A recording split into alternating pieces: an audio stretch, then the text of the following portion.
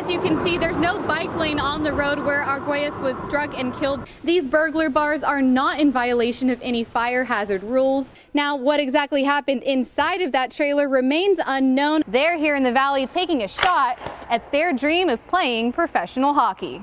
Of the 137 officers with the Edinburg Police Department, more than 100 were here at one point voluntarily canvassing the neighborhood, trying to find the suspects who shot one of their own.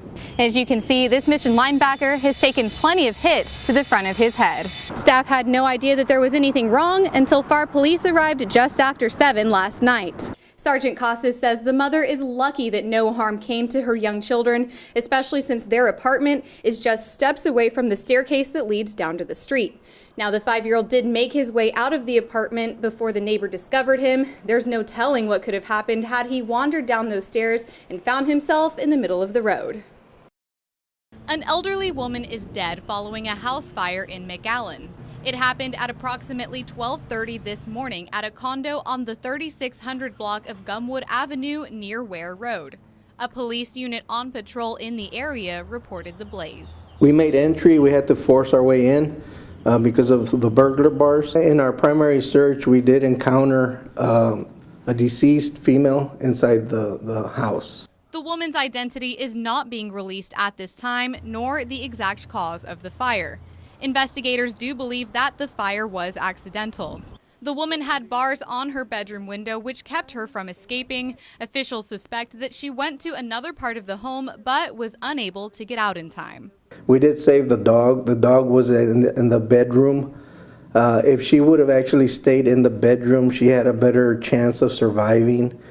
This marks the second fatal house fire in less than 24 hours in which burglar bars on the windows are a likely factor in preventing the victims from escaping. San Juan Fire Chief Tirso Garza confirms that the male victim in yesterday's house fire probably would have survived if he did not have burglar bars on his window. They need to realize that, they can't get in, and same thing is that you can't get out. So in emergencies like this, it makes it very difficult for you to get out, especially when seconds count when you have a fire. These burglar bars are not in violation of any fire hazard rules. In fact, the fire department has no authority in preventing homeowners from installing burglar bars to their windows. Chief Balderas says it's critical that families have fire escape plans for their homes, especially if these bars are a part of your residence. It's also advised not to have bars on every window in your home. Reporting in McAllen, Alex Stockwell, KVEO News Center 23. Officials are working around the clock to track down the men who allegedly shot an Edinburg police officer last night. It happened at approximately 11 p.m. An officer who is not being identified at this time responded to what he believed was a domestic disturbance at a house located on the 800 block of South 20th. Without realizing it, the officer interrupted an ongoing home invasion. That's when one of the suspects began shooting. The suspect opened the door and fired upon our officer, striking him twice, one on each leg. The officer was immediately taken to McAllen Medical and was released this afternoon. Officials say he is a veteran officer and that his extensive training is what saved his life in this situation. The suspects took off on foot and are still on the run. Nearly a dozen state and federal agencies are working with Edinburg police to find these men. Last night we had numerous DPS troopers, county deputies, we had FBI, we had U.S. Marshals, we had ATF, we had all sorts of support from different law enforcement agencies. Of the 137 officers with the Edinburg Police Department, more than 100 were here at one point voluntarily canvassing the neighborhood, trying to find the suspects who shot one of their own.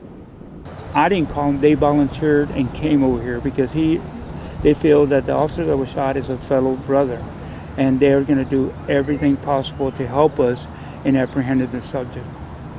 Reporting in Edinburg, Alex Stockwell, KVEO News Center 23. It's been more than 2 years since Jose Mata was killed by a drunk driver while on his motorcycle in Edinburg. On March 28, 2012, Zulay Zamora was on her way home from the yacht club in McAllen when she struck Mata with her vehicle. A lawsuit filed recently lists not only Zamora and the yacht club as defendants, but also the McAllen Police Department, claiming that an officer had multiple chances to prevent this accident. We uncovered that the McAllen Police Department, and specifically Sergeant Coronado, had stopped Mrs. Zamora 3 separate times. According to Zamora's testimony, Sergeant Javier Coronado first pulled her over for driving erratically and without headlights. He let her go without any citation.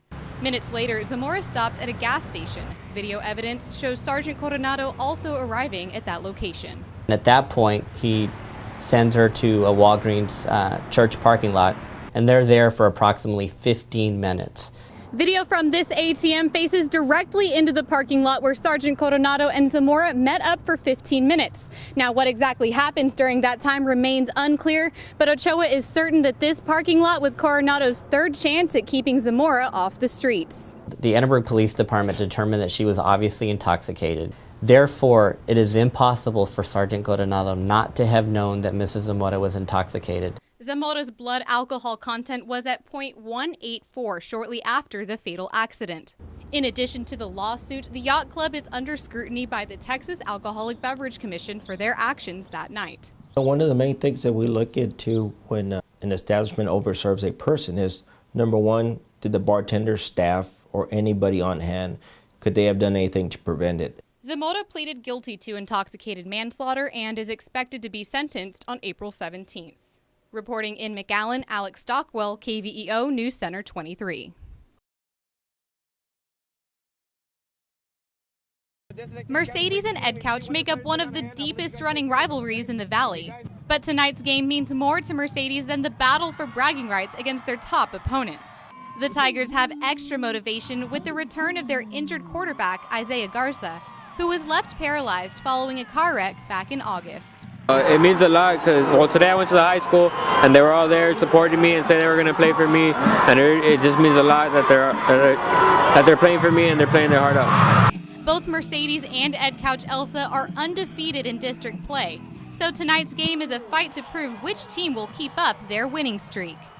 Head coach Mike Uribe says that this game goes beyond the final score or adding another win to their record. Isaiah for the last 3 years has been our true leader, and obviously with this accident that occurred a few months ago, it's been devastating to the team, but football teaches us about perseverance and strength and overcoming obstacles, so him being here, I cannot explain how much it means to our program. One of the most emotional moments on the field happened before the game even started. The entire Ed Couch Elsa team left the rivalry on the bench, just for a moment, as they went up to Garza to show their respect and support for his return. Hey, keep it strong, man. You're the best team. I didn't expect that to happen, but it really touched me that they did that. The game of football is more than just a game. It teaches us life lessons, and this is one of the toughest lessons to learn, what he's going through. So I think these young men and Isaiah, there's a bigger purpose, and it's in God's hands. Reporting in Mercedes, Alex Stockwell, KVEO News Center 23. All right, roll out. 5 a.m. bike rides are nothing out of the ordinary for these devoted cyclists. But what is remarkable is the number of cyclists that showed up to ride this morning. Nearly 200 gathered for a memorial bike ride to honor Eddie Arguelles, the cyclist who was killed by a drunk driver last week while riding his bike. For a lot of us, it is hard to get back on, especially after hearing something like this. So it is very healing. The memorial bike ride is the product of Arguelles' wife, Monette, who is also an avid cyclist. As devastated as she was, and between tears, she told us, hey guys, I want to do a memorial ride for Eddie next Thursday at 5 a.m. So this is how it came about. But the turnout of more than 100 cyclists was unexpected. Officers from the Edinburgh, McAllen, and Pharr police departments were called in to escort the cyclists throughout their 15-mile bike ride. It's amazing, overwhelming. I was just moved by everyone's support, and I'm not going to give up the road. I'm still here. I'm still going to carry on his memory and his legacy. Arguelles' death marks the second fatal cyclist accident in Edinburgh in less than 1 month. The cyclist community is campaigning for more bike safety across the valley. That is my biggest hope, that that we can, evoke that kind of change. We're talking to different groups. We're being more proactive. So I think things are going to change. The valley's going to change. Reporting in Edinburgh, Alex Stockwell, KVEO News Center 23.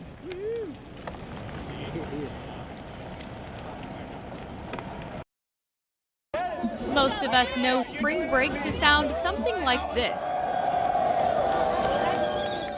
Not like this.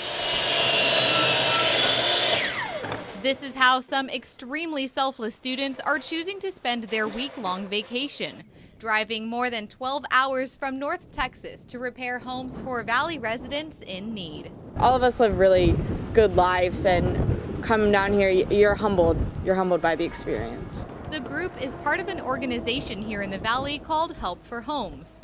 Dozens of teens trade out their swimsuits for hammers to fix as many homes as they can.